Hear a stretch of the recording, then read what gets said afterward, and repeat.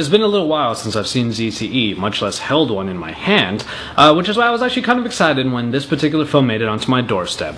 Hey, it's Josh Vigar from Android Authority. What's going on, everybody? And it's time to unbox and give my first impressions on the ZTE ZMAX for T-Mobile.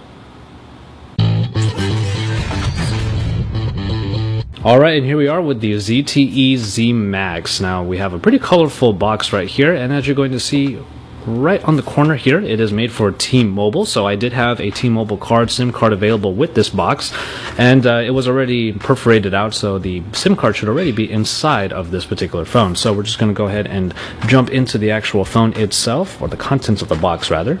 So get the things out of the way, and we have a nice big plastic bag right here with the 5.7-inch device right here. And I'm going to go ahead and take that out of the plastic in a little bit, but let's see what else we get inside of the box. ZTE bringing you closer, as it says right there. We're going to go and get that middle part out of the way. And we have some pretty big pieces of plastic here, even some bubble wrap right there, which is kind of interesting. But as far as the other peripherals go, what we're going to have inside this box is a micro USB charging cable, if I'm not mistaken, along with the plug adapter. There you go, the plug adapter for US plugs, and of course the charging cable.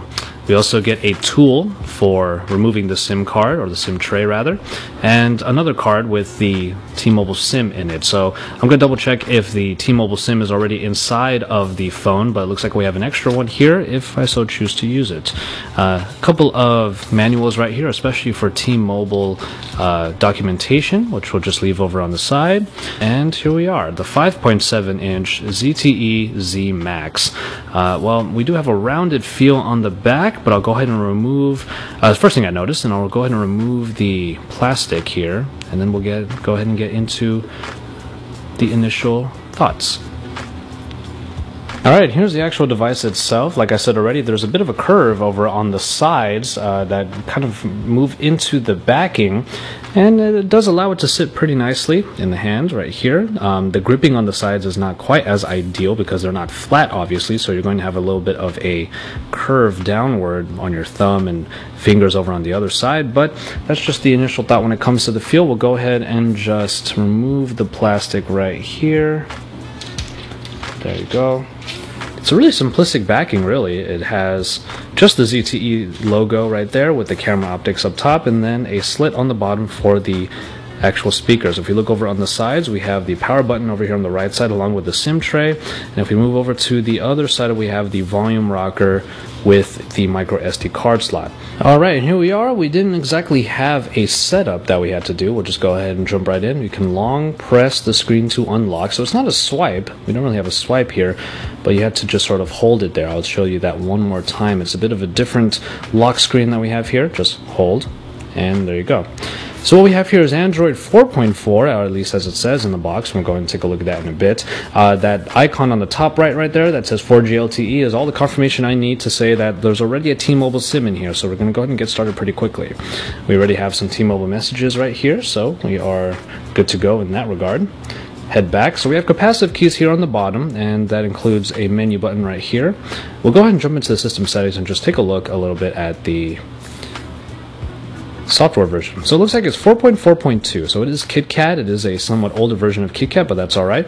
4.4.2, and it looks like it keeps a pretty stock looking Android right here. ZTE doesn't really seem like they're really changing the formula too much, especially if we look over here. We have the notification drop down with the quick settings right here that include some added buttons right here that aren't necessarily found in the real stock Android.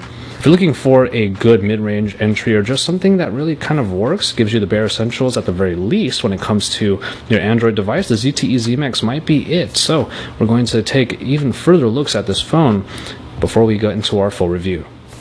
As far as the look and feel of this device, I do think that it's a pretty nice looking device, but you can already see it in my hand. It's kind of large, and it does come with a 5.7-inch display, but as I turn on the screen right here, you're going to see that there's actually quite a bit of bezel around that display that otherwise actually looks quite nice. But the problem is, when you already have 5.7 inches in the screen, and you add a lot of girth on the top and bottom, and then if you look on the sides, you actually have a pretty good bezel right there. It actually makes this phone a little bit unwieldy, and with that curve on the sides that leads to the back, this phone's a little bit unwieldy, I have to admit.